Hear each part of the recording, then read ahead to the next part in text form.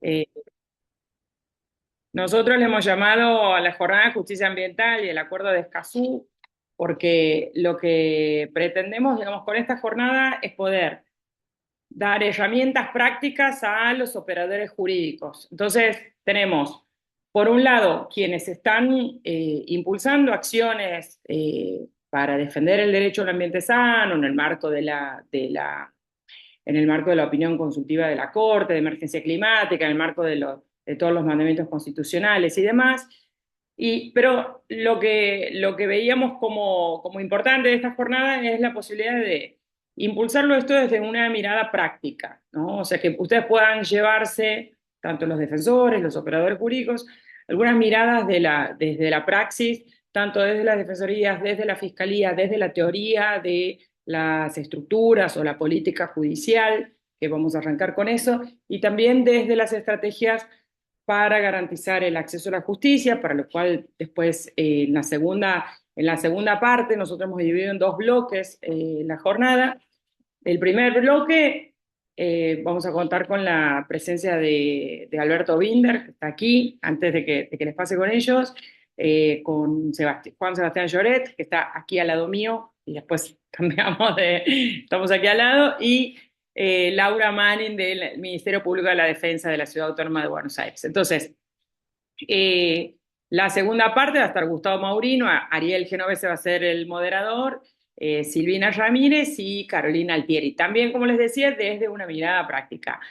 ¿Por qué hacemos esta jornada? Bueno, porque creemos que Escazú es una herramienta fundamental para impulsar reformas, para afianzar las herramientas con las que ya contamos, pero sí nos parece que es una herramienta a la cual tenemos que cuidar, ¿no? O sea, Escazú nos da un paraguas a quienes estamos trabajando este tipo de temas, a quienes luchamos por el derecho al agua, por un ambiente sano, porque cese la contaminación, quienes lidiamos a veces por el acceso a la justicia para ingresar a los estrados y después para lograr la ejecución de sentencia, en los casos que se han conseguido sentencias, o sea, un sinnúmero y variopinto de situaciones en las cuales desde el CEPAS eh, habiendo observado todos estos problemas vinculados al acceso a la justicia ambiental y cómo Escazú puede mejorar ese acceso a la justicia ambiental, es que hemos propuesto esta jornada, ¿no?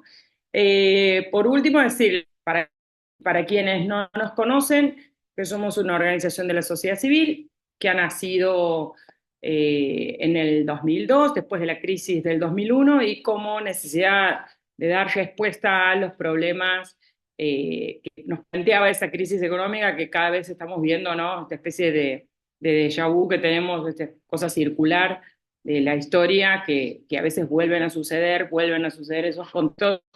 Bueno, el CEPAS ha sido creado un poco para eso, ¿no? Para poder pensar ideas que planteen un mundo más justo, más equitativo, más igualitario, y una manera de luchar desde la construcción de ideas, ¿no? Así que bueno, inicialmente le voy a dar la palabra a Alberto Binder. Alberto Binder, además, es el presidente del CEPAS y, bueno, es profesor de posgrado de la Universidad de Derecho. Bueno, todos lo deben conocer porque es así como una persona muy importante y que sabe mucho, y es un referente intelectual para nosotros. Así que, bueno, los dejo con Alberto y arrancamos la jornada.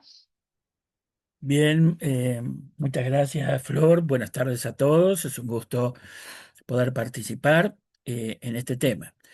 Vamos directamente al grano, ya que tenemos poco tiempo en cada una de las exposiciones, en un tema que es extremadamente vasto. De hecho, cada vez que a uno le piden hablar sobre temas que tengan que ver o giren alrededor de acceso a la justicia, se vuelve difícil.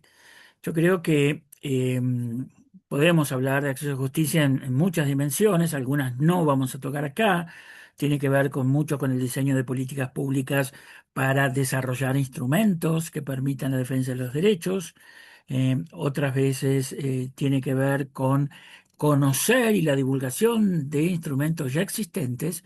Y en el punto que nos han pedido acá, que tiene que ver con cómo utilizamos lo que tenemos o lo que tenemos que aprender a conocer para resolver el problema de ser eficaces en la defensa de derechos que siempre están vinculados a intereses, en este caso a intereses colectivos. Una primera nota que es general, si quieren ustedes, es de política, pero que es muy importante, porque nosotros tenemos una tendencia a creer que cuando hablamos de efectividad de los derechos es algo que debería darse de suyo, que si hemos puesto, nos han reconocido un derecho en la Constitución, en los acuerdos internacionales, en los pactos internacionales, de suyo está que la comunidad tiene que respetarlo. Y esa es una visión que no es que esté mal, pero nos empuja a veces a un escepticismo alrededor del funcionamiento de los órganos de aplicación del derecho, sean administrativos o judiciales, y muchas veces también no nos dan una idea clara de la visión política que tenemos que tener alrededor de la lucha por la eficacia. Hoy día hay épocas en las cuales eh, las peleas fundamentales van hacia el reconocimiento de derechos, es decir, cuando yo digo un reconocimiento de derechos significa que el interés de un sector social, de una comunidad, de una parte de la sociedad, por más que aspire a que sea considerado como un interés general, va a tener protección. Y protección significa que vamos a tener que dar una pelea por el apoyo estatal. Hoy, en esta época, que más que una ampliación de derechos en este campo y en otros, estamos dando un acceso a la justicia, es básicamente pensar en en la efectividad del derecho que nos han concedido, o le han concedido, o se han conseguido a sectores de la sociedad. La clave fundamental es que tenemos que establecer una lucha política política por lograr el apoyo del Estado, que eso es lo que se hace cuando uno dice quiero pelear por mi derecho. Es decir, el derecho por su propia definición necesita el apoyo estatal, el apoyo de la coerción, el apoyo de que las decisiones se hagan cumplir, pero ese apoyo estatal no se reparte uniformemente en la sociedad. Hay sectores más poderosos que logran que el apoyo estatal de la coerción estatal lo logran más rápidamente y otros sectores que lo logran más lentamente. Entonces, cuando hablamos de acceso a la justicia es que tenemos que entrar a luchar con estrategias nuevas, complejas, en lograr que el Estado apoye nuestras peticiones. Esto es lo importante y esto es lo que lleva a que nosotros siempre estemos hablando de la administración de justicia en sentido amplio como un nuevo espacio de lucha política.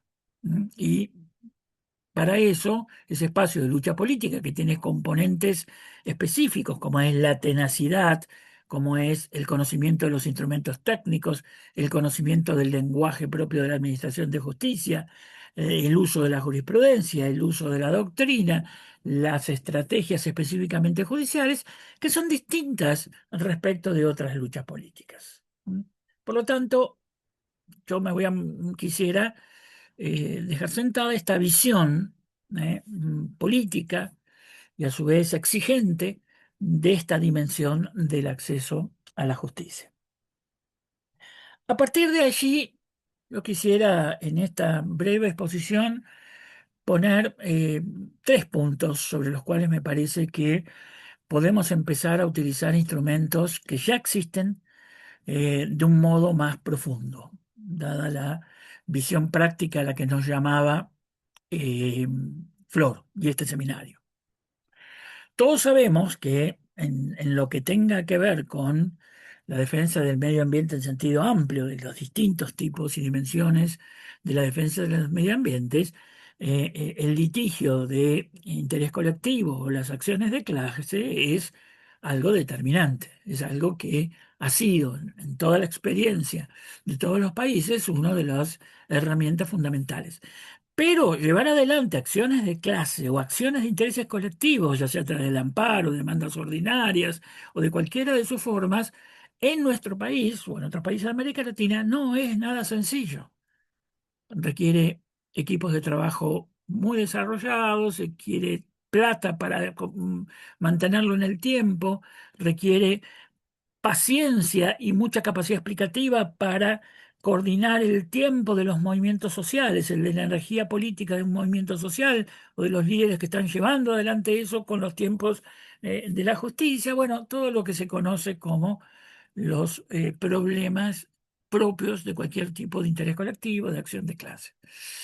A mí me parece que una de las herramientas que tenemos que empezar a utilizar es la nueva ley del Ministerio Público, una ley del Ministerio Público federal, que estoy hablando, pero que tiene elementos que después se reflejan en muchas leyes del Ministerio Público, que, bueno, los que trabajamos preferentemente en penal solemos destacar, y estamos en un momento de implementación del sistema acusatorio, donde se utiliza mucho en delitos ambientales, pero por fuera de eso, que es más conocido, a mí me interesa llamar la atención sobre lo que se llama la participación o la actuación no penal del Ministerio Público, que en la ley, en la nueva ley del Ministerio Público, que los propios fiscales a veces se la tratan de esconder, trae nuevas características. Miren, le leo claramente, porque si ustedes ven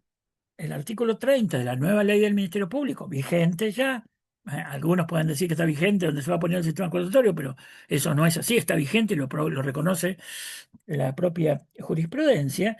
En cada provincia es necesario crear una unidad fiscal no penal, una unidad fiscal no penal.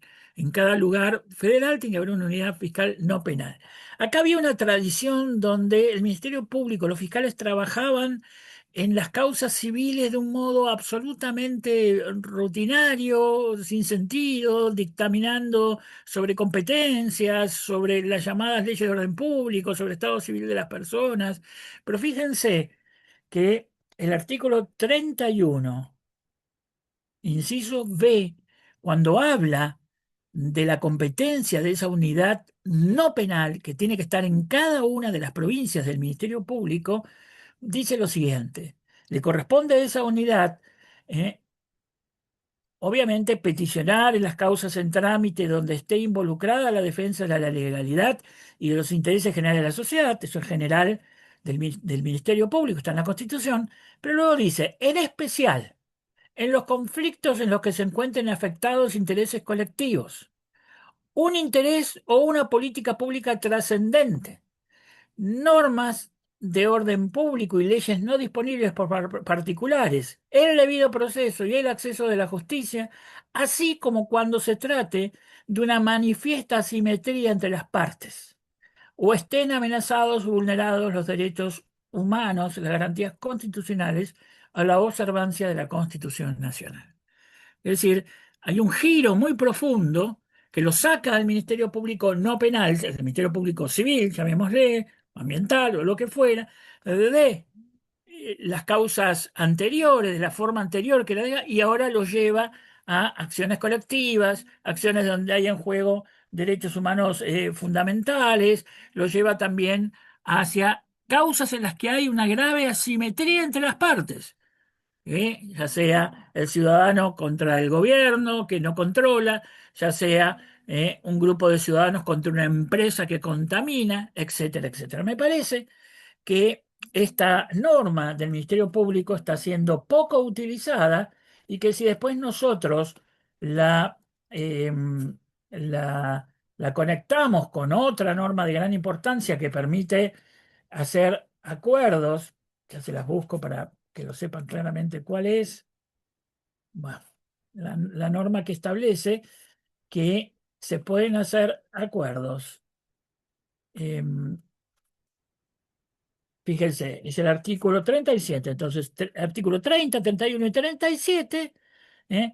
Que nos dice que el Ministerio Público puede celebrar convenios con instituciones públicas, académicas y organizaciones sin fines de lucro, con el fin de llevar adelante investigaciones sobre fenómenos criminales, preparar un caso o un conjunto de casos para fortalecer la asistencia a las víctimas o para desarrollar cualquier otro servicio propio del Ministerio Público. Es decir, que ante esta dificultad que tenemos hoy día para encontrar recursos propios sostenidos en el tiempo, en el desarrollo de las acciones de clase, me parece que acá tenemos un conjunto de herramientas que tenemos que apropiarnos para forzar en cada una de las provincias convenios y el trabajo en conjunto. Es decir, poner una espalda entre esta obligación legal de los nuevos fiscales civiles, que esto está vigente hace algunos años, pero que muchos no se han dado cuenta, para que eh, se pueda utilizar. Obviamente ya los fiscales del país están,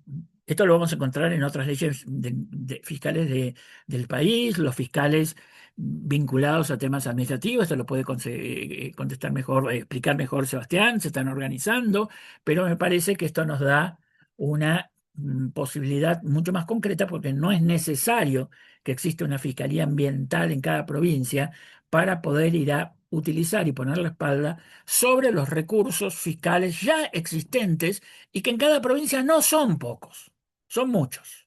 ¿Mm? Bien, entonces ese es el primer elemento que quiero que tengamos en cuenta. El segundo, también poniendo sobre la mesa eh, nuevas herramientas que ya existen, es el artículo 84 de, el 84 de el nuevo Código Penal, el procesal penal federal que ya está vigente en buena parte del país. Y ese Código Procesal Penal, fíjense en el artículo 84, lo que nos está diciendo es que tiene derecho a querellar los pueblos originarios en los delitos que impliquen discriminación de alguno de sus miembros, genocidio, y esta es la parte mal, o afecten de un modo directo sus derechos colectivos reconocidos constitucionalmente. Es decir, que esto que siempre estamos tratando, que frente a hoy día los pueblos originarios son uno de los actores centrales y lo van a hacer en el futuro, porque lo están siendo en todo el mundo, en todos los casos que tienen que ver con la preservación de los bienes naturales, la preservación del medio ambiente y otras formas vinculadas a esto. Bueno, en vez de estar siempre a la defensiva, esto permite que el pueblo acuse, querelle, tenga facultades en virtud de la afectación de sus derechos constitucionales para intervenir en el proceso penal. Y eso significa que también puede pedir después asistencia de la defensa pública, de otros organismos, pero ya es distinto porque lo hace además como un interés colectivo y con un interés y con un reconocimiento político muy fuerte, porque lo tiene que hacer como pueblo. Todavía no estamos logrando que esta herramienta que se puede utilizar sea efectivamente lograda y yo siempre estoy insistiendo que esto implica que los pueblos originarios tienen que salir de una estrategia defensiva que no la tienen que abandonar, pero que cada vez se hace más costosa o se hace siempre costosa a avanzar hacia ese punto. Y en tercer lugar, una dimensión sobre la cual estamos trabajando cada vez más y que también tiene un largo descuido, aunque ya se ha avanzado en esto, es la dimensión de la justicia municipal. Eh, Acciones colectivas implica una dimensión del litigio, comunidades indígenas y pueblos indígenas, otra dimensión del litigio, pero hay mucho que se juega también en el ámbito de la jurisdicción municipal. Hoy se está dando una gran pelea para sacar a la jurisdicción, a la justicia municipal, que es una de las justicias previstas en nuestra Constitución y que forma parte del concepto de autonomía que desde el 94 en adelante está en marcha, sacarla de esa visión administrativa de la justicia de faltas para que se convierta en una justicia donde se litigue claramente sobre los intereses municipales. Y alrededor, y esto es importante porque hoy ya podemos ver que alrededor de los nuevos códigos de convivencia, alrededor de leyes de protección municipal, la existencia de bosques, como el que tenemos acá en Esquel, de donde estoy hablando, que son bosques municipales, hay una cantidad de elementos donde el litigio municipal, a veces un litigio más rápido, puede formar una red y una trama de defensa más importante. En algunos lugares ya nosotros desde la institución hermana, que es el INESIP, venimos trabajando, así como el CEPAS está a través de su Wikilec tratando de demostrar todo lo que hay en términos de legislación ambiental de nivel municipal, que cuando uno lo ve en conjunto muestra que es una trama de derechos y posibilidades enorme que está siendo subutilizada, creo yo. Por otra parte, estamos trabajando en el fortalecimiento de la justicia municipal, inclusive ya tenemos jurados municipales que intervienen especialmente en casos donde hay conflictos medioambientales. Eso ha sido la experiencia, no solo en algunos municipios más chicos como Neuquén, San Patricio del Chañar, sino que ya lo tiene Rosario, ya lo tiene Mendoza, lo está discutiendo Córdoba. Los tribunales vecinales y una nueva consideración de los tribunales vecinales deben ser hoy comprendidos como una herramienta también central, articulada en todas estas defensas de la justicia ambiental. Bueno, se me ha acabado el tiempo, simplemente hago una síntesis de lo que había dicho. Tenemos que considerar que cuando hablamos de acceso a la justicia en esta época, estamos hablando de darle capacidad técnica en el más amplio del sentido a un nuevo modelo de lucha política donde tenemos que competir por el apoyo estatal. ¿Mm? Tenemos que competir por el apoyo estatal y para competir por el apoyo estatal hay que, digamos, enfrentarse a intereses que quieren que el apoyo estatal vaya para otro lado, para el extractivismo, lo que ustedes todos conocen, pero también tenemos que luchar contra una burocracia judicial, una desidia de muchos actores judiciales que lo que construyen es una especie de situación pantanosa donde los actores con menos eh, resistencia y poder van quedando atrapados en los tiempos, en la burocracia, en los costos de la administración de justicia que te empuja hacia la nada. Por eso yo quería destacar como un punto específico las nuevas herramientas que ya tenemos vigentes que nos permiten empezar a generar alianzas con el Ministerio Público, alianzas con los pueblos organizados, alianzas con las estructuras municipales que a veces tienen más posibilidades de darnos un margen de acción político-institucional. Bueno, muchas gracias. Muchísimas gracias, Alberto. Les reitero a quienes quieran hacer alguna pregunta, utilizar el medio del chat. Eh, Ahí Cristina Agüero comentaba sobre este punto, dice la Corte Suprema de Justicia falló en contra de la ordenanza municipal de Alcalá, ¿no? Eh, no, sí. Sí, por eso, porque son temas de disputa, pero también hay muchas ordenanzas municipales que establecen muchas defensas posibles en el derecho ambiental. No nos quedemos con, vuelvo a decir, cuando uno tiene una mirada de lucha por y de pelea política, tampoco todos van a ser victorias, va a haber muchas derrotas y la Corte Suprema va para un lado, va para el otro, viene, pero no crean que la pelea principal está en la Corte Suprema. La Corte Suprema se ganan buenas batallas y se pierden otras. También la Corte Suprema ha habilitado mucho acciones colectivas, también ha habido victorias en las Cortes Supremas, pero esto, la clave está en desparramar estas peleas con todos estos nuevos instrumentos y no concentrarse en la Corte Suprema o en la Corte Interamericana o en los organismos internacionales que a la larga pueden tener cosas mucho más floridas, pero no es donde se cuece todo cotidianamente todos estos problemas. Muchísimas gracias, Alberto. Bueno, si les parece, pasamos a la exposición del doctor Juan Sebastián Lloret. Sebastián es abogado, magíster en Derecho Ambiental. Eh, En el ámbito profesional ocupa el cargo de secretario relator fiscal en asuntos ambientales en la provincia de Salta y es secretario de la Red Argentina de Fiscalías Ambientales, RAFA. Además es profesor, investigador en varias universidades del país y se desempeña como consultor internacional en asuntos de litigación ambiental para organismos como la OEA y el PNUMA. Así que bueno, los dejo con Sebastián. Muchísimas gracias.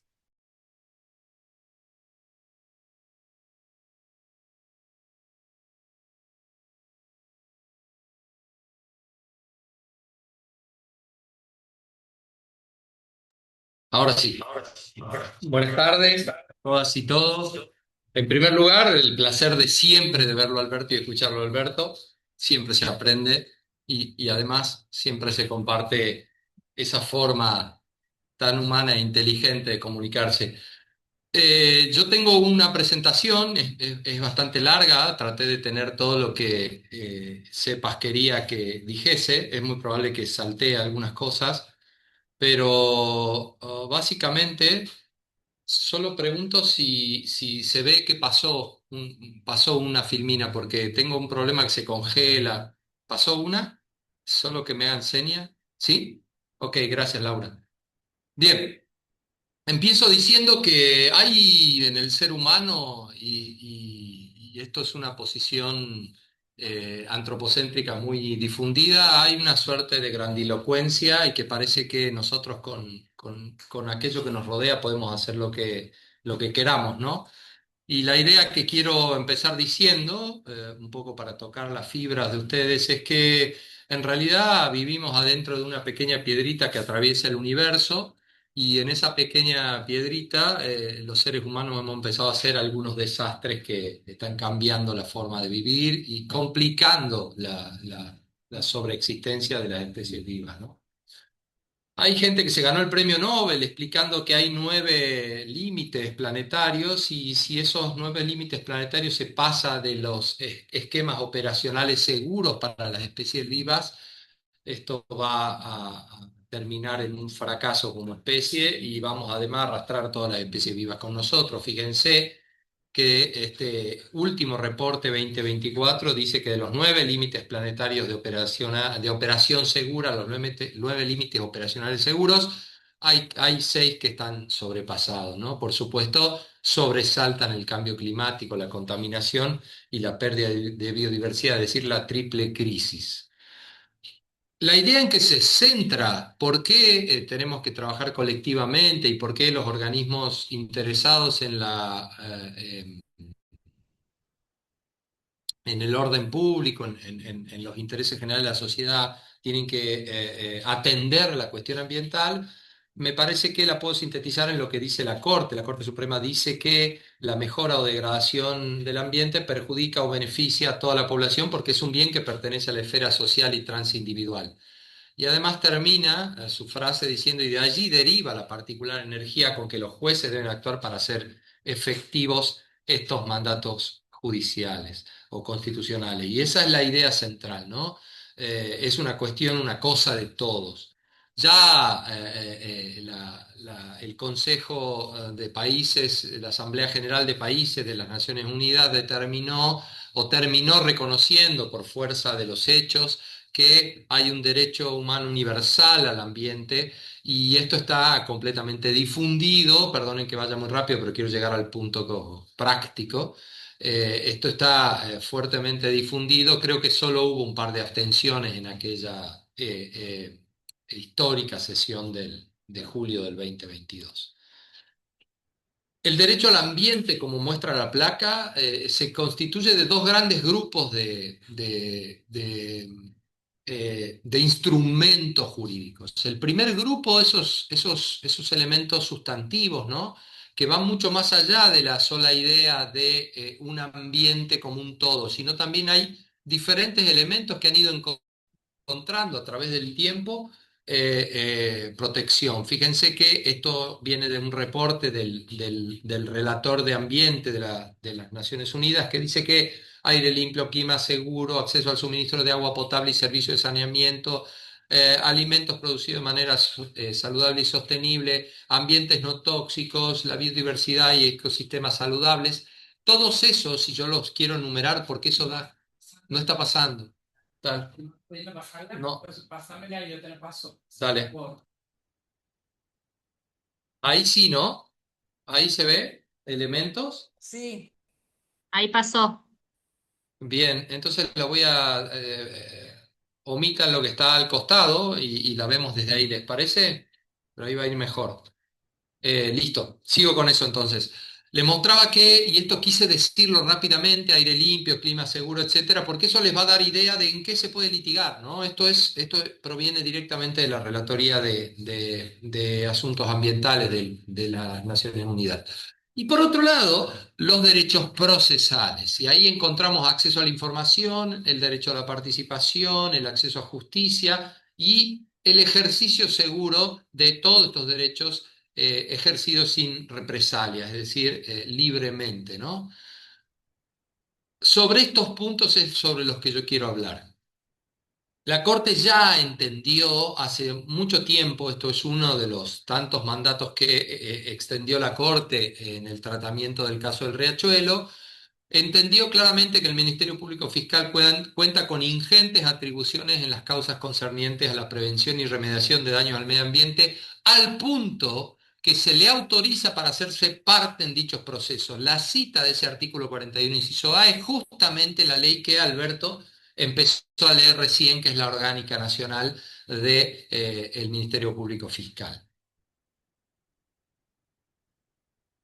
Los procuradores hace mucho tiempo que entendieron, el Consejo Procurador hace mucho tiempo que entendió que esta era una cuestión fiscal. No es un invento de ahora, no son los fiscales nueva ola los que pensamos que el ambiente tiene que ser parte de los cometidos fiscales, sino que inmediatamente en la reunión siguiente a la reforma del año 94, en las reuniones anuales que hace el Consejo de Procuradores y Fiscales Generales de la Nación, emiten una declaración en ese momento en Paraná y sobre un montón de cosas que podría haber tratado en la reforma constitucional, en lo primero que se inmiscuyen, en lo primero que se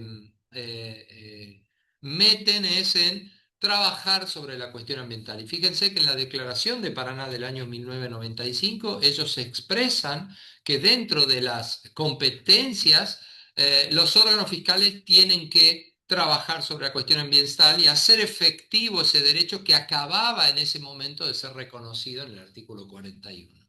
Me parece que esto es un primer hito. El segundo es que en el año 2008 otra vez se reúnen muchas redes fiscales y redes de justicia, todos auspiciados por el Programa de las Naciones Unidas para el Medio Ambiente en Buenos Aires, esto estoy hablando del año 2008, y cuando se toca el apartado de cómo tenían que ser las fiscalías para entender en la cuestión ambiental, fíjense que en esos puntos marcados, yo voy a ir más rápido, no voy a leer, lo que está pensando es que hay dos factores centrales. Primeramente, no quedarse con la competencia penal, sino que ir un poco más allá, porque la competencia no penal es tan importante como aquella en función de otro tipo de gama de herramientas que le trae al agente público.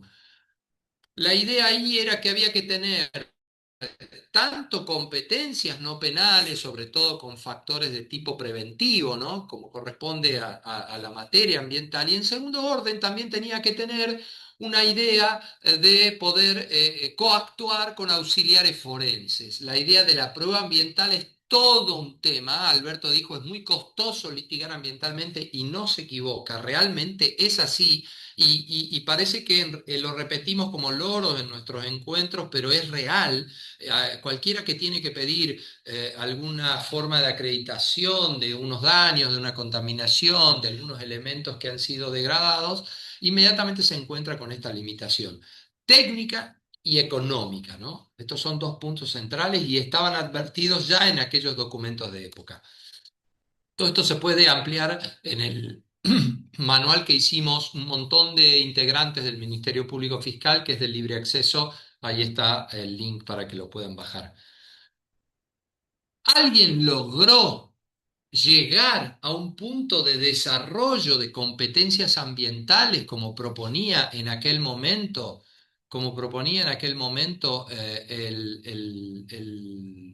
el texto al que yo estoy haciendo mención? Sí, la respuesta es sí. En la provincia de Jujuy, en el año 2015, se emite la ley 5.899, que fue después susceptible de una reforma más, que amplió incluso sus posibilidades, creándose allí el fuero ambiental y de las fiscalías ambientales de la provincia.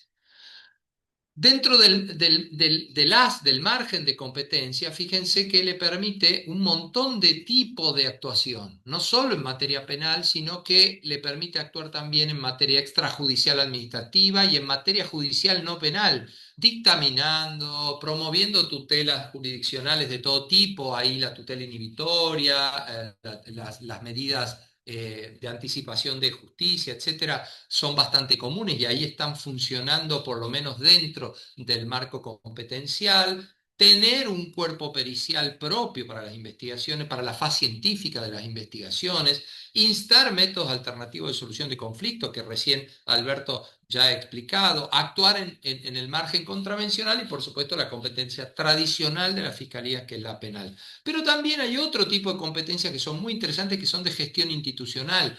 El mapa del conflicto, trabajar en función de ser consultado por organismos políticos y sociales que están haciendo reformas o trabajando en alguna problemática, son factores de competencia dentro de aquella norma institucional. Fue muy difícil, a pesar de todos estos antecedentes, a pesar de que yo mostré que inmediatamente después de la reforma del 94, en el 95, los procuradores se sentaron y dijeron dentro del margen de las competencias provinciales y que los recursos naturales y la protección ambiental tienen como competencia originaria y primordial las competencias provinciales, hubo que recorrer muchos caminos y convencer muchas voluntades para tener una forma de organización en red. Esta organización en red tuvo finalmente partida de nacimiento el año 2024, cuando un grupo de integrantes de los ministerios públicos argentinos nos juntamos y creamos la Red Argentina de las Fiscalías Ambientales, hoy conocida como RAFA, que hoy actualmente está presidida por el procurador de Santa Fe, Jorge Barraguirre. Y lo que estoy exhibiendo en este momento en la pantalla es el acto de reconocimiento en asamblea ordinaria que los procuradores, insisto, de 1995 a 2024 nos dan finalmente un aval para que esto encuentre realidad. ¿Es realmente un interés general de la sociedad la cuestión ambiental? ¿Hay lo que nosotros denominamos rápidamente intereses generales ambientales de la sociedad? Yo solo dejo una muestra que fue coordinada por la Universidad de Yale, donde en distintos países se fue haciendo encuestas, ¿no? Acompañado por otras organizaciones científicas y de la sociedad civil y no gubernamentales, etcétera. Y en Argentina específicamente, cuando se hace esta pregunta sobre el interés que hay en la sociedad sobre la cuestión ambiental, fíjense que Argentina, y esto es textual de las conclusiones del informe por Argentina de este muestrario del año 2024, dice que Argentina es uno de los países del G20 más preocupados por el ambiente y la crisis climática. El 95% de las personas que se encuestó, que eran 1.000 argentinos entre 8 y 75 años, el 95% dijo estar preocupada por el estado actual de la naturaleza y otra serie de cuestiones. Y además incluso me quedo con este segundo punto que dice el 76% cree que la Tierra está cerca del punto de inflexión ambiental respecto a la influencia de las actividades humanas, ¿no? Alberto ya explicó las competencias que surgen de la Ley Orgánica de los Ministerios Públicos, del Ministerio Público Fiscal Federal. Así, esto me exime de tratarlo con profundidad, pero solo acá lo pueden ver, hay un pequeño raconto de, por un lado, una especie de división que hice visual, está la función que ejerce a través de poner en movimiento la acción penal pública y todo lo demás que hay como reservorio todavía no explorado en toda su dimensión dentro de la ley orgánica y las funciones fiscales, que son estas funciones no penales que decía Alberto. La de dictaminar, que es la función más clásica, casi todas las provincias tienen ministerios públicos fiscales civiles o no penales, no así la Fiscalía Federal, pero que sí tiene esta previsión de que tendría que crear estas unidades no penales.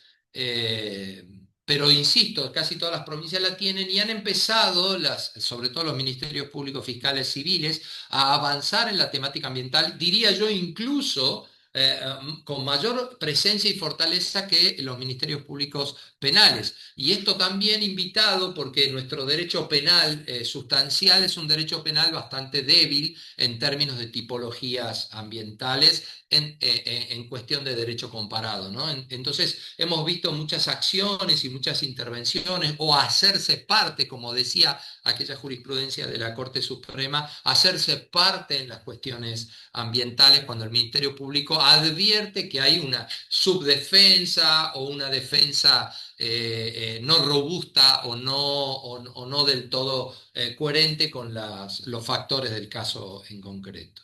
Entonces, no solo dictaminar, retomo la palabra, sino también controlar y participar en esos procesos. Estos son términos que tiene la ley dentro de sus indicaciones orgánicas. Y por final, como si fuera lo que congloba todo esto a lo que me estoy refiriendo en la función no penal, es ejercitar la tutela jurisdiccional del ambiente, ¿no? Como una cuestión de definición. ¿Qué puede hacer un ministerio público en la práctica? ¿Qué puede hacer un ministerio público para la práctica de la protección? Y acá quiero centrarme unos segundos en este cuadrito.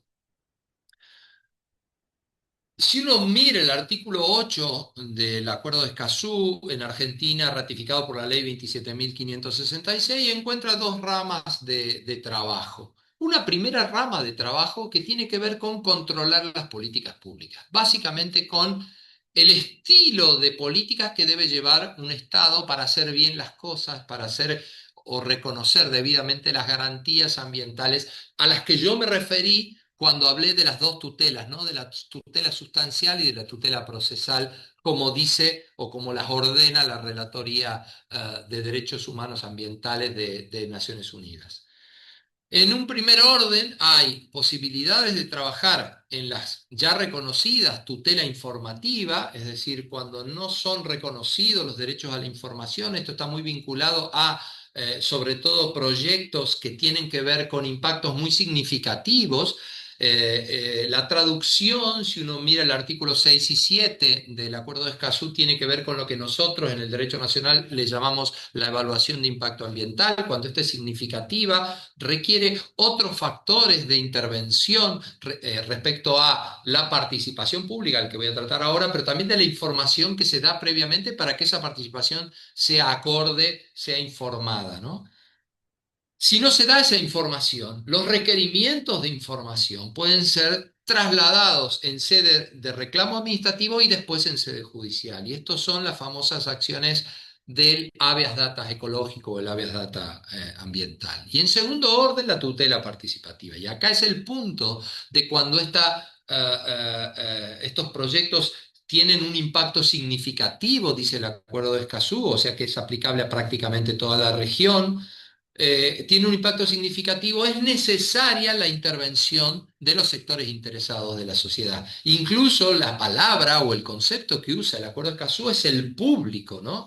El que tiene que participar. Amén de que sobre los especialmente vulnerables o los que tienen alguna condición de disminución respecto a su acceso pleno, por ejemplo, hablan otro idioma o pertenecen a otro tipo de pueblos, pueden exigir formas de tutelas diferenciadas en la tarea participativa.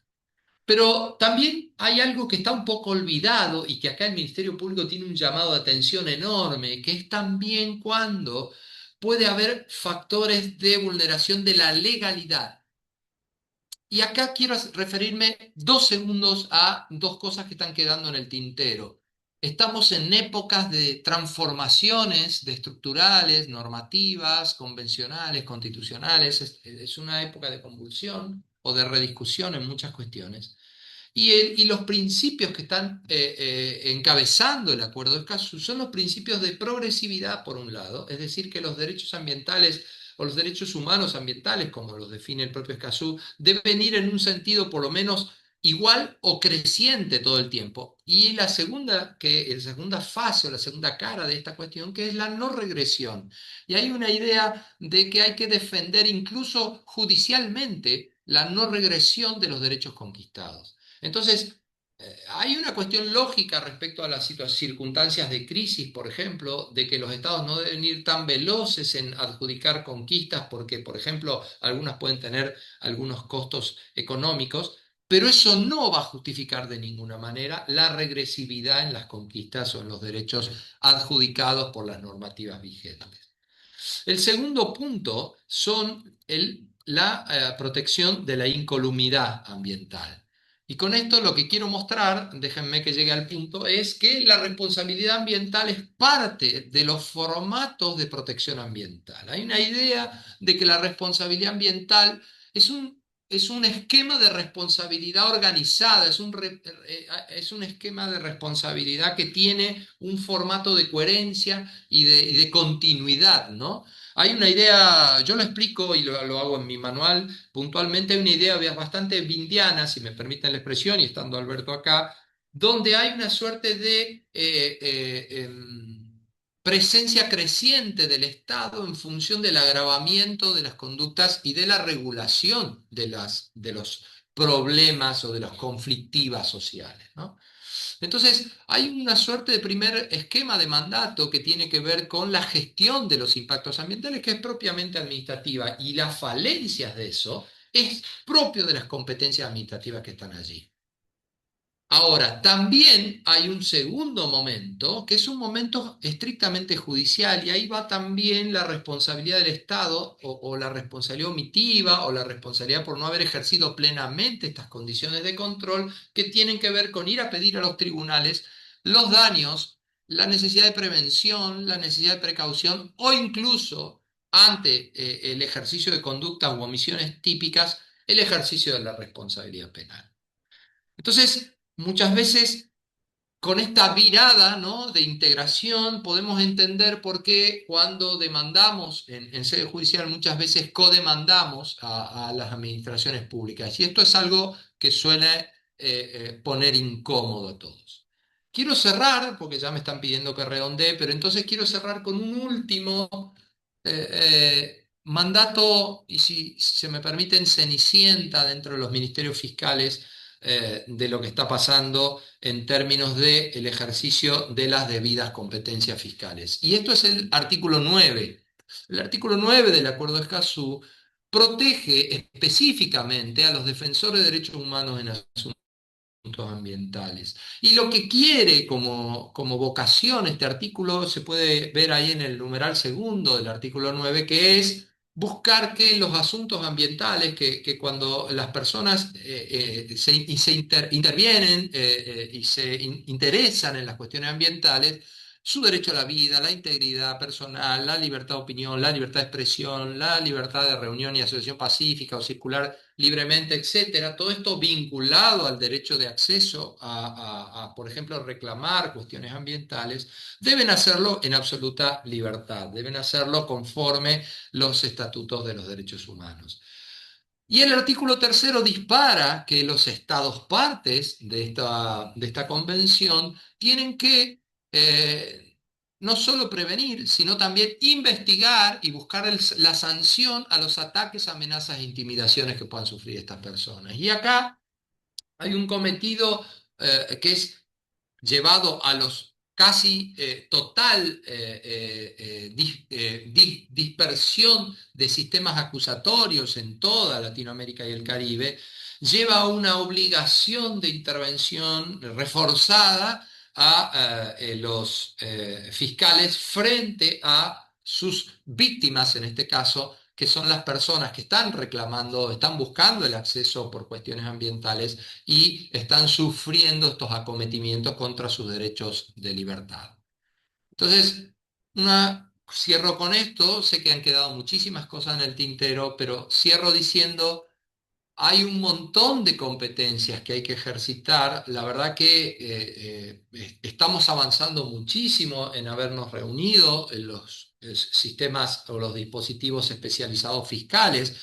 Hemos encontrado dispositivos, por ejemplo, en mi provincia está la relatoría, pero no hay fiscalías especializadas, pero se crea, ante conflictos graves, se crean unidades y se adjudica la competencia compartida a fiscales penales y civiles, por ejemplo, y esto permite esta suerte de actividad integral. Lo mismo está haciendo Santa Fe, por ejemplo, que no tiene especializadas, pero conforma equipos, digamos, bilaterales entre la competencia civil y penal.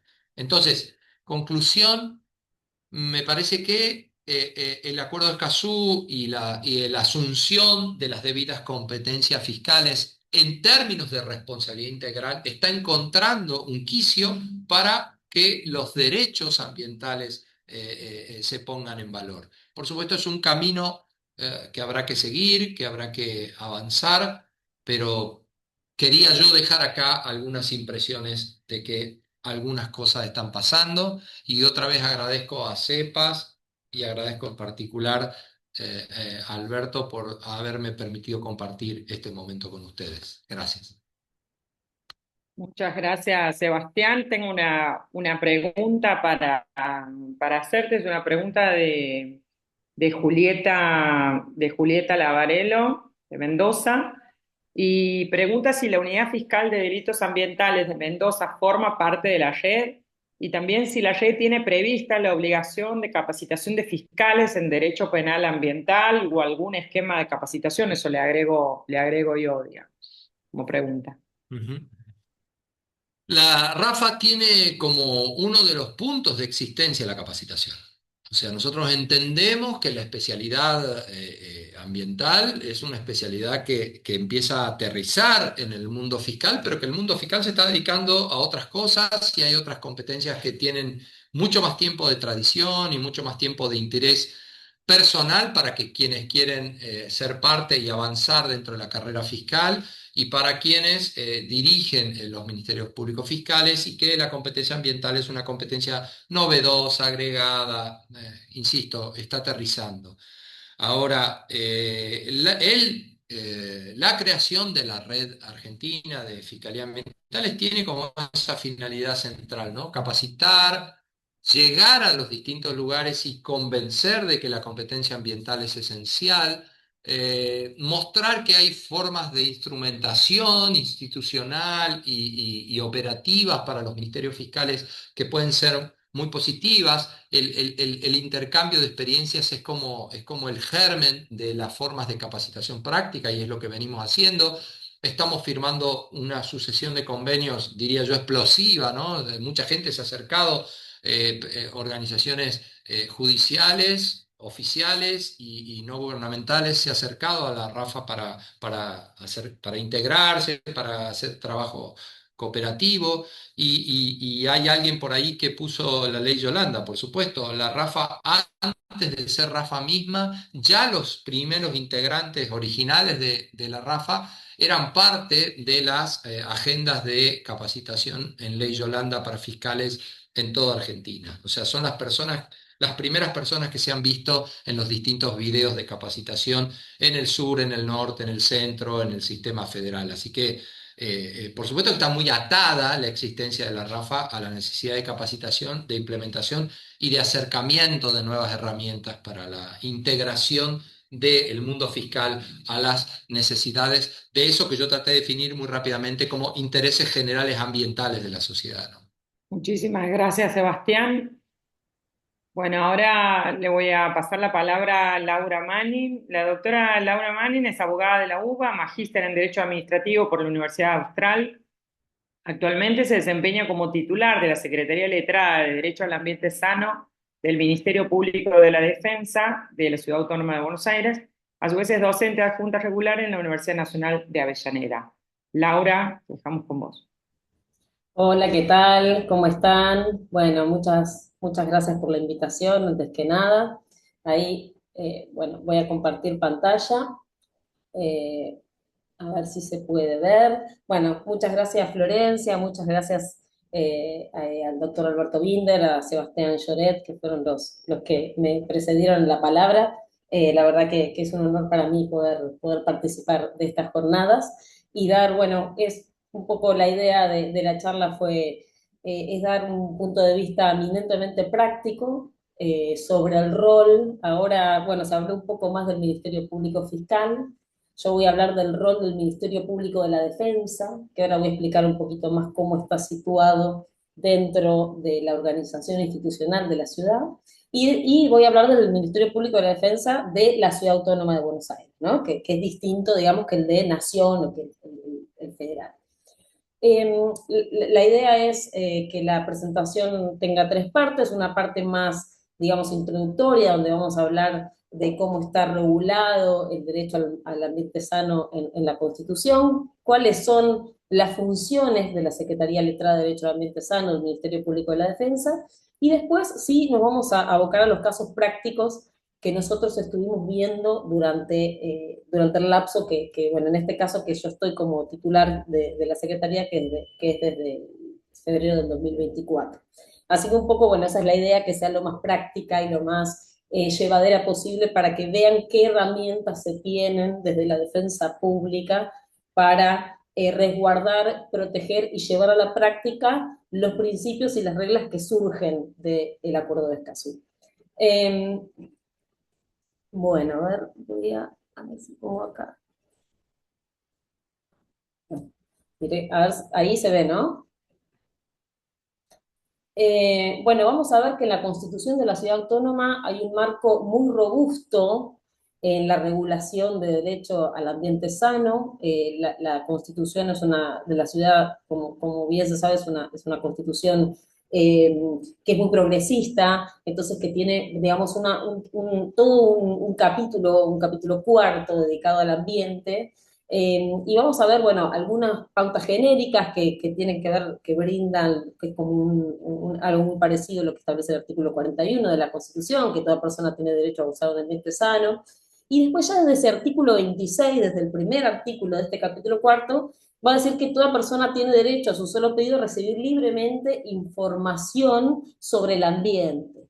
Entonces vamos a ver que sobre el impacto que causan o pueden causar sobre el ambiente actividades públicas o privadas. Así que vamos a ver que ya desde un inicio la Constitución de la ciudad es bastante pionera y bastante robusta en lo que es la regulación del ambiente. En el artículo 27 vamos a ver que también dice que va a regular o que la ciudad desarrolla en forma indelegable una política de planeamiento y gestión del ambiente urbano. No sabemos que el derecho al ambiente sano en las ciudades se vincula o está muy vinculado con el derecho urbanístico.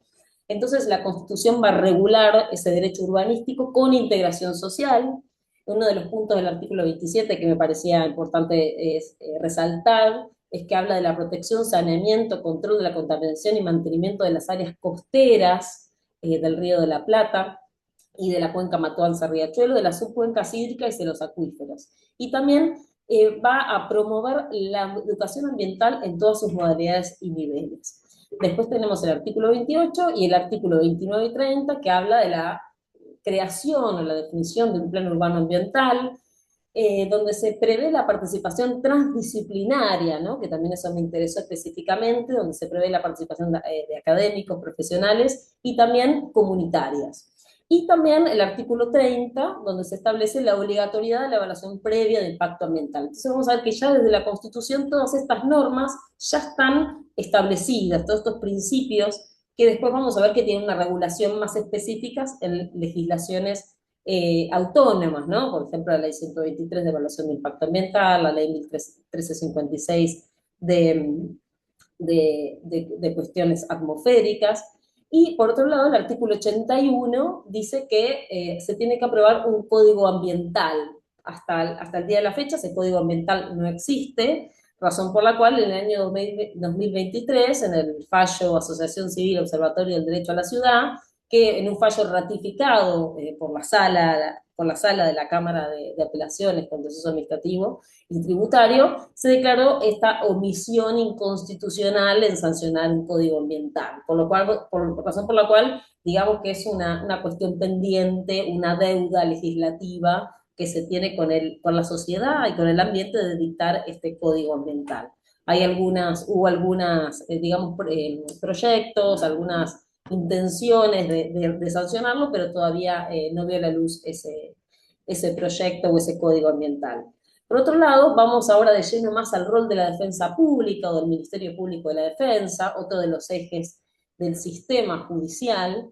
y vamos a ver que la Constitución de la Ciudad establece en el artículo 124 que el Ministerio Público tiene autonomía funcional y autarquía, y está a cargo de un fiscal general, un defensor o defensora general y un asesor o asesora tutelar, ¿no? Entonces son las tres patas que tiene el Ministerio Público en la Ciudad Autónoma de Buenos Aires: el Ministerio Público fiscal, que lo conduce un fiscal general, la Defensoría General o el Ministerio Público de la Defensa, que está conducido por un defensor o una defensora, y el asesor tutelar para los menores. Ambos, los tres ministerios, digamos, tienen autonomía, autonomía funcional y autarquía, y las funciones de ese Ministerio Público, de los tres, es velar por la normal prestación del servicio de justicia y procurar la satisfacción del interés social, ¿no? Es así como la ley 1903 regula la función de estos tres ministerios, en el artículo 6 se establece la composición, ¿no?, de este Ministerio Público Fiscal, del Ministerio Público de la Defensa y del Ministerio Público Tutelar.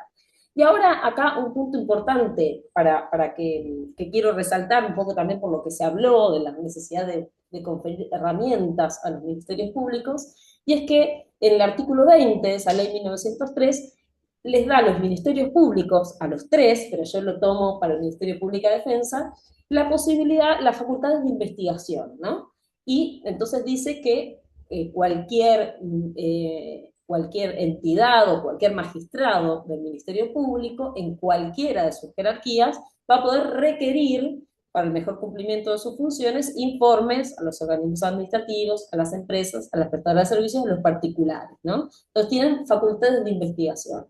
Y por otro lado, en el artículo 21, que esto también es muy importante a la hora de esto que también decían tanto el doctor Binden como el doctor Lloret, la necesidad de producir prueba en los juicios ambientales, que es de por sí muy compleja. Entonces, este artículo 21 de la ley 1903 crea una oficina de asistencia técnica, que acá se llama la Dirección de Asistencia Técnica, la DAT, que tiene por el fin contar o coadyuvar en la posibilidad de generar, tiene un cuerpo de peritos especializados para coadyuvar en la producción de esa prueba que se necesita finalmente para generar los juicios, ¿no?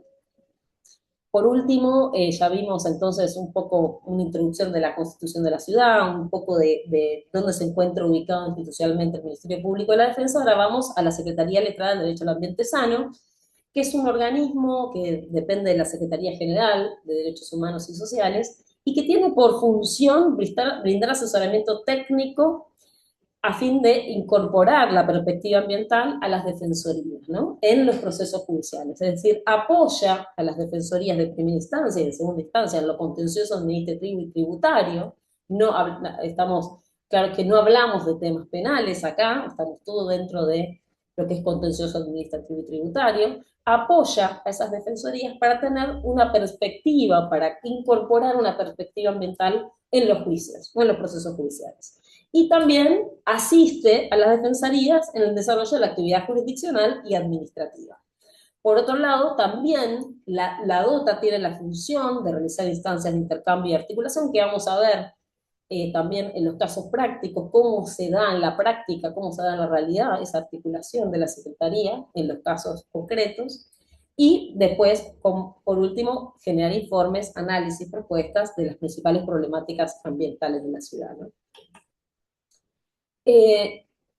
Un punto importante es que para la resolución, para el abordaje de los casos que nos llegan a conocimiento de la Defensoría, del Ministerio Público de la Defensa, de las Defensorías y de la Secretaría Letrada del Derecho del Ambiente Sano, se aplica la Guía para la Atención de Casos de Derechos Económicos, Sociales y Culturales y Ambientales. Esa guía es una guía que nosotros, lo utilizamos como guía, fue aprobado por el Ministerio Público de la Defensa de la Nación, y dice que el estándar jurídico que va a ser aplicable es una conjugación de diversas fuentes, ¿no? Y su interpretación judicial, porque acá van a estar en juego tanto normas nacionales como normas internacionales y como normas locales. Así es una conjunción de diferentes normativas que uno va a tener que tener en cuenta a la hora de elaborar ese caso y a la hora de defender a la parte a la parte que nos viene a consultar, que nos viene a solicitar un acompañamiento, un abordaje.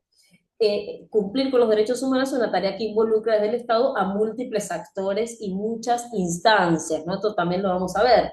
Estos múltiples actores, tanto que van a participar tanto como desde la parte actora, como desde la parte vulnerada, como desde la parte demandada, es decir, todas las personas, todas las entidades públicas que van a intervenir para que ese litigio sea abordado desde todas sus ópticas, ¿no? Entonces van a intervenir tanto la parte actora, en sus diversas organizaciones, pueden ser organizaciones sociales, pueden ser ONGs, pueden ser vecinos sin una organización determinada, y también vamos a ver a los distintos estamentos estatales participar de estos casos. En esta labor, en la labor de la atención de los casos de ESCA, ha jugado un rol muy importante en las defensorías públicas, están jugando un rol cada vez más importante en las defensorías públicas, más que nada cuando se trata de la atención de personas en situación de vulnerabilidad. Y esto ya lo dijo, ¿por qué? Principalmente porque estas personas en situación de vulnerabilidad no van a tener la posibilidad de acceder a la justicia de otra forma si no es a través de la defensa pública, ¿no? Esto está dicho en las reglas de Brasilia sobre el acceso a la justicia de las personas en condición de vulnerabilidad, aprobado en Brasilia en 2008 y que tiene una actualización en 2018. Por otro lado, tenemos los criterios de actuación en acciones colectivas, que eso es una resolución de la Defensoría, que un poco define los 3 casos en que la Defensoría va a actuar en acciones colectivas, ¿no? Y esto se habla de la afectación a un bien colectivo o indivisible, ¿no? Esta clásica, es como la clásica división que hace Alavi, la Corte del fallo Alavi, pero con algunas modulaciones, y también cuando hay una afectación colectiva, derechos individuales que requieren un remedio colectivo, o cuando hay una afectación a derechos plurindividuales homogéneos. Bueno, y en todo caso siempre las defensorías de primera instancia que tomen estos casos van a poder solicitar la colaboración de los organismos que están dentro de este Ministerio Público, incluido el que ya mencioné, que es la Dirección de Asistencia Técnica, y entre otros organismos. ¿Cuáles ha sido, acá ya yendo un poquito más a la parte práctica, digamos, o qué es lo que la Secretaría o el Ministerio de Público de la Defensa ha abordado con más frecuencia? La vulneración de los derechos de los recuperadores urbanos, son los casos que más hemos visto durante estos 2 años. Las problemáticas ambientales en barrios populares y complejos habitacionales, que también lo han nombrado, los temas de agua potable, saneamiento cloacal, contaminación, falta de limpieza. Después los temas de espacios verdes y arbolado, ¿no? En la ciudad de Buenos Aires es muy común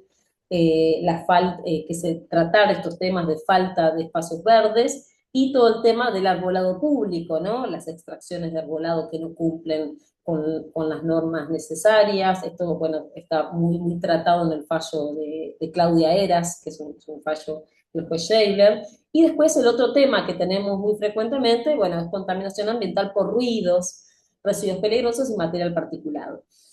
Para poder abordar estos casos, tenemos que remover 3 obstáculos que también fueron muy bien definidos y muy bien considerados, ahí está citado en el artículo del acceso a la justicia en asuntos ambientales, que es el primer informe del Observatorio Ambiental y Climático de Escazú, que hablan, ¿no?, un poco de estos obstáculos relacionados con el procedimiento administrativo. Esto va a tener que ver con la necesidad de recibir información de los organismos estatales, que muchas veces no se consigue o es muy difícil, tarda mucho en reunirse toda esa información, no se completan los oficios, cuando se tienen que reiterar, etcétera. Esto relacionado con el procedimiento, las omisiones en recibir respuesta.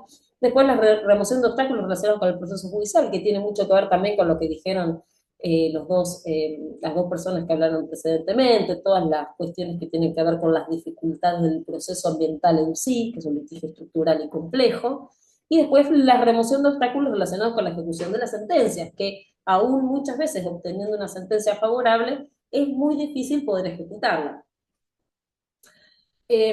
¿Cuáles son las herramientas que tiene la defensa pública para tomar uno de estos casos o al abordar uno de estos casos?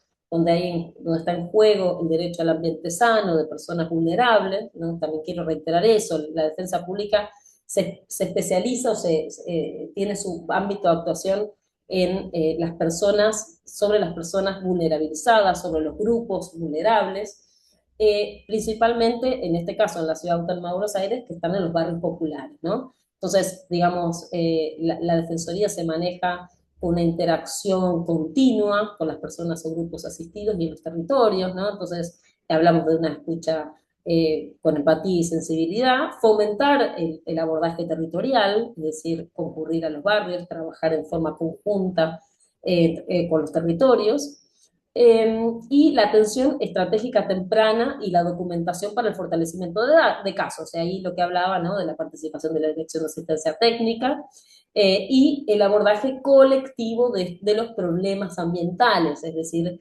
tratar de no tratarlos de forma individual, que no se genere una acción individual por cada caso, sino que plantearlos de forma colectiva para impulsar una solución conjunta. Por último, el tercer paso es la tramitación de los casos y la solución de la problemática. Para eso lo que se busca es realizar gestiones extrajudiciales, ¿no? Como decíamos también, como decían mis antecedentes, tratar de resolver la problemática ambiental en instancias extrajudiciales, no llegar a la promoción de las demandas. Solicitar información pública, esa información pública, como existe la ley nacional, también acá en el ámbito de la ciudad tenemos una ley específica de acceso a la información, que es la ley 104 y la ley 303, que es específicamente de información ambiental. Busca utilizar las atribuciones que le confiere la ley al Ministerio Público, que es esa ley 1903 y el artículo 20, que le permite esas facultades o potestades de investigación, y después acudir a profesionales de distintas disciplinas, universidades, instituciones gubernamentales, para la constitución de la prueba, ¿no? Muchas veces con los recursos que se tiene en el organismo, es decir, la Dirección de Asistencia Técnica, no es suficiente para producir una prueba que es muy cara, que es muy técnica, que necesita muchísima especialización. Entonces se recurren a los convenios o las alianzas con universidades u otros organismos estatales especializados. Ahora vamos a ver cómo efectivamente se utilizó eso. Bueno, como primer caso, traje el caso de la contaminación del lago Soldati, en el barrio de Los Piletones, de acá de la ciudad. Es un lago que se ubica entre el Parque de la Ciudad y el Estadio Nueva España del Club Deportivo Español. Limita con los barrios populares de Los Piletones, La Esperanza y Fátima, y forma parte de la cuenca Matanza-Riachuelo. Y es un lago que es un canal aliviador y regulador del arroyo Sildañez, que permite mitigar inundaciones en el sur de la ciudad. Entonces, ¿cuáles fueron las acciones administrativas que tomó el Ministerio Público de la Defensa y específicamente esta Secretaría Letrada? Como decíamos al principio, siempre la Secretaría Letrada actúa apoyando a las defensorías en lo contencioso administrativo y tributario. Una de las defensorías en lo contencioso administrativo y tributario que se encarga de lo que es los procesos de urbanización e integración social es la unidad especializada, ¿no? Hay una unidad especializada para eso. Esa unidad especializada le solicitó el apoyo técnico a la Defensoría, a la Secretaría Letrada, y en conjunto con la Secretaría de Derecho al Hábitat, que es la secretaría que trabaja en el territorio, se realizaron 2 informes técnicos sobre el lago, ¿no? El problema que tenían los vecinos de los barrios Los Piletones y La Esperanza era que tenían un lago, que es este lago Soldati, que estaba muy contaminado y muy sucio, ¿no? Pero nunca se había hecho nada para tratar de solucionar esta situación que le generaba muchos problemas a los habitantes, desde problemas que cuando se inundaban las casas le llegaba esta agua contaminada, hasta problemas cuando tenían mayor posibilidad de enfermedades, etc. Entonces se trabajaron con 2 informes técnicos, un informe técnico de recopilación de información secundaria y otro informe técnico que tuvo 3 patas específicas: una entrevistas a los referentes de la zona, del territorio del barrio de Los Piletones, las observaciones y las encuestas a los vecinos, donde la mayoría, digamos, de los vecinos Participaron de decir que el lago estaba muy sucio, que había muchos problemas de limpieza, que nunca habían podido hablar con nadie, que nadie le había dado una explicación sobre por qué el lago estaba así, por qué se limpiaba, cuándo, con qué periodicidad, etcétera. También la Secretaría trabajó enviando distintos oficios a las autoridades competentes, ¿no? En este caso, como se trata de la cuenca Matanza-Riachuelo, participan de forma interjurisdiccional tanto autoridades nacionales como autoridades de la ciudad autónoma, entonces se mandaron oficios a APRA y a Kumar, y en el marco de esos oficios se obtuvieron, se solicitó los análisis, se solicitaron análisis del estado del estado del lago, del estado del agua del lago, y ahí, bueno, vamos a ver que los resultados que se dieron es turbidez del agua, aspecto turbio muy turbio, elevados valores de parámetros de demanda bioquímica de oxígeno, nitrógeno amoniacal, nitratos, coliformes fecales, Escherichia coli, bueno, eso es la información que nos dieron sobre la calidad o el estado del agua del lago Soldati, y se informó por las autoridades estatales, ¿no? Toda esta información surgió de la información estatal, que se trataba de una contaminación orgánica vinculada principalmente a la descarga de aguas residuales o cloacales, ¿no? Porque también tenemos conocimiento por la información que nos dio las autoridades gubernamentales que no había, que la empresa AISA, que es la que se encarga de la provisión del servicio de agua y saneamiento cloacal, no había dado la autorización de vuelco de estas cloacas, con lo cual estaban generando el vuelco sobre el lago, ¿no? Ante esa situación, la unidad especializada solicitó una audiencia para que el público, para que los habitantes de Piletones pudieran participar, pudieran tener conocimiento del estado del lago, porque realmente a veces uno piensa que saben, pero la verdad es que no sabían en qué estado de situación estaba el lago, qué efectos podían tener esa situación del lago para la salud. No había cartelería, no había ningún tipo de medida que se tome para mitigar las posibles consecuencias de ese estado de contaminación del lago, ¿no? Entonces se pidió una audiencia que fue finalmente celebrada el 9 de mayo de 2025, donde, como decíamos un poco, de estos los conflictos ambientales que son policéntricos, donde participan muchos actores y muchos estamentos, tanto nacionales como locales, participaron todos esos estamentos, también por supuesto participó el Ministerio Público de la Defensa, el Ministerio Público Tutelar, el Ministerio Público Fiscal, tratando de participar a los vecinos, informar a los vecinos del estado de situación del lago y poder intentar encontrar una solución, una respuesta hasta esa situación que tenía que ver principalmente con la autorización de obras por parte de AISA. En virtud de ello, la unidad solicitó una medida cautelar. Esa medida cautelar, se solicitó la limpieza del lago, esa medida cautelar fue concedida también en julio del año 2025, y lo que la jueza solicitó es arbitrar las medidas conducentes a fin de obtener la recepción de la red cloacal del barrio Los Piletones por parte de AISA, o sea, básicamente la forma de solucionar la contaminación orgánica que tenía el lago era que AISA acepte o habilite todo el sistema cloacal, cosa que todavía no sucedió, ni va a suceder creo en el corto plazo, y además se dictaron medidas complementarias, es decir, mientras tanto se tomen las medidas de fondo tendientes a reducir la contaminación, se van a generar otras medidas para reducir la problemática de contaminación de los vecinos del barrio Los Piletones, como la colocación de cercos, la colocación de cartelería, para que los vecinos consideren y sepan en qué estado de situación está el lago y lo que los puede afectar, porque también hay inundaciones. Entonces, obviamente que esa agua del lago que está completamente contaminada ingresaba a las casas de los vecinos que vivían linderos al lago Los Piletones. Acá, bueno, al momento de realizar esta información, esa medida cautelar está apelada por el gobierno, pero se trabajó y se avanzó mucho en la realización de estas medidas de mitigación de la Perdón, contaminación. Laura. Sí. Perdón, Laura, eh, ¿sí? andar redondeando que ya estamos pasados con el tiempo. Bueno, perfecto.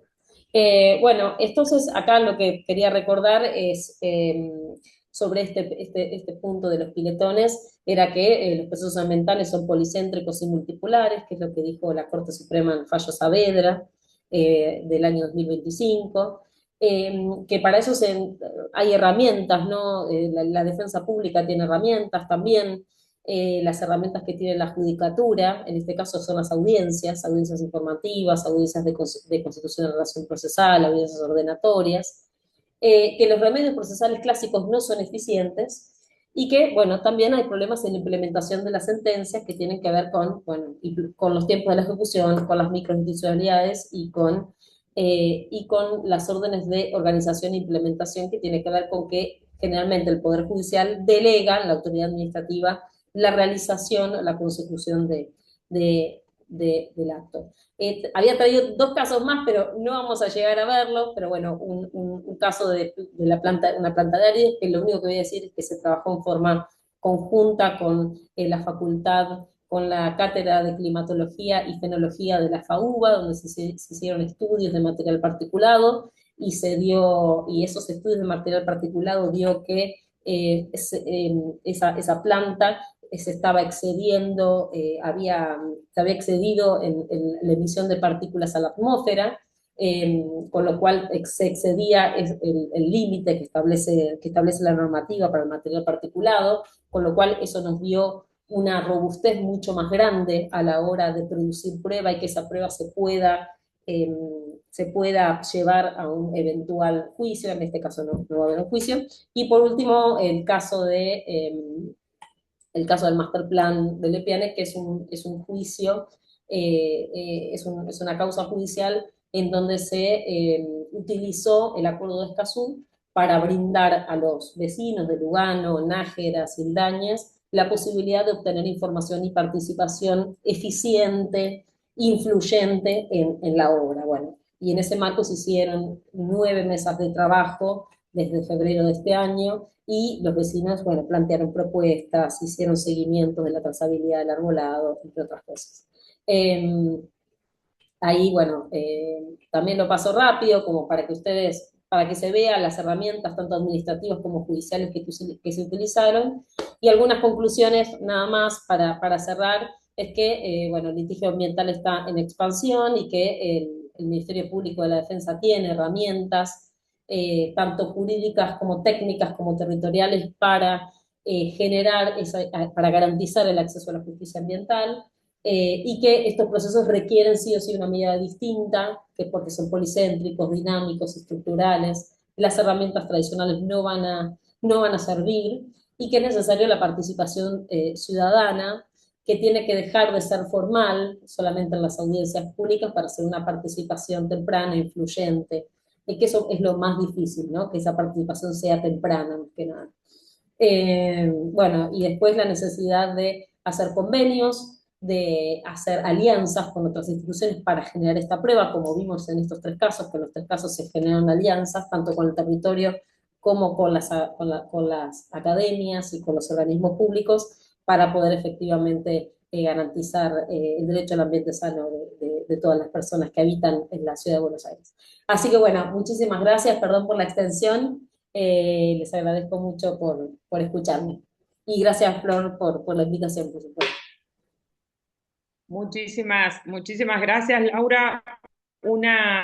Hay una pregunta aquí de Manuel que pregunta si han tenido consultas o recibido denuncias por la reciente explosión de Ezeiza. Creo que ahí los va a contestar por la competencia, entendiendo que el humo de los químicos y su toxicidad seguramente afectó la salud de muchas personas y que no es la primera vez que se queman esas empresas. En caso de la negativa, ¿actúan de oficio?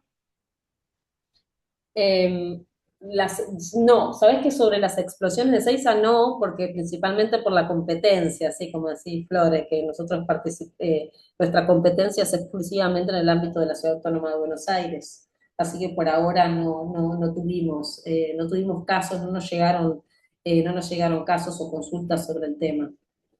Y sí se puede actuar. Las defensorías pueden actuar de oficio en acciones colectivas porque tienen la posibilidad de actuar como defensores, digamos, del interés público, en casos ambientales, ¿no? Sí. Pero bueno, Buenísimo, concretamente en muchísimas este caso gracias, por ahora no. Laura. No, gracias a vos. Muchísimas gracias, Laura, por tu exposición. Pasamos a la segunda parte de la jornada.